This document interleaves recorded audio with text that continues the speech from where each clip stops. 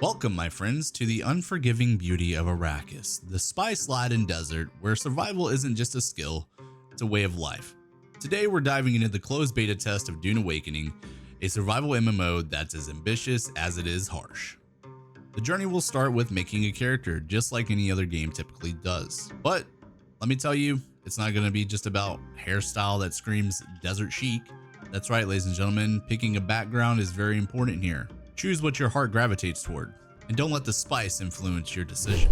Alright, so once you've designed your character, you'll be dropped into the world, quite literally dropped into the vast desert of Arrakis. And the first thing the game will teach you is that thirst is your worst enemy. Water is going to be life. You'll notice a hydration bar on your HUD, and it drains faster than a spice attic in a sandstorm.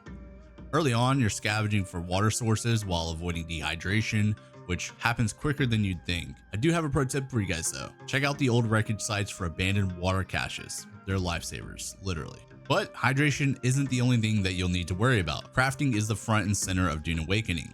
Early in the game, you'll gather scraps of metal to build a trusty scrap knife.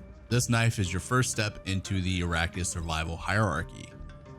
You'll use it to defend yourself, to gather more resources. It's a necessity if you want to upgrade your gear and expand your chances of surviving longer than a freeman in the open desert. But survival isn't just about crafting and scavenging. It's about not being eaten. And nothing says, welcome to Arrakis, like your first encounter with the sandworm.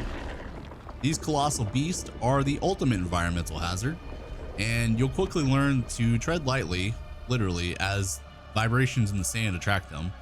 You'll hear a rumble, and when you do, that's your cue to stop, drop, and find some solid ground before you become worm chow. But hey, it's not all sandworms in survival. There's combat, and in your first 10 minutes, you're bound to run into some scavengers.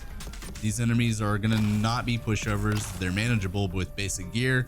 The combat system does feel really good and fluid. It's tactical, requiring you to balance dodging, attacking, and using environment to your advantage. Now, next up, let's talk about the really cool thing that I love about most survival and crafting games, and that is building. You're going to be able to put down roots, or at least a temporary shelter, because you can't survive Arrakis without a base. Early on, the game walks you through constructing your first makeshift shelter. Using scavenged resources like wood, scrap metal, and cloth, you'll build a small base that offers protection from the sandworms and a place to store your precious loot. This isn't just a place to hide and store your loot though.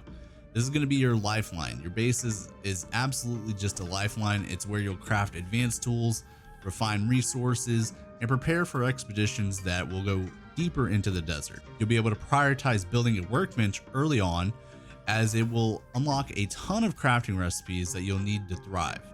It's incredibly rewarding to see your base grow from a simple shelter to a fortified hub that screams, "I'm here to survive." Now, obviously, there's exploration as well, and it's another major pillar of the game. The map of Arrakis is dotted with points of interest. You'll find resources for crafting, lore that deepens the story, and even dangerous areas where only the brave or foolish dare to tread. Early on, finding these spots is crucial for leveling up your gear and understanding the world around you. And that's just the first 10 minutes of Dune Awakening.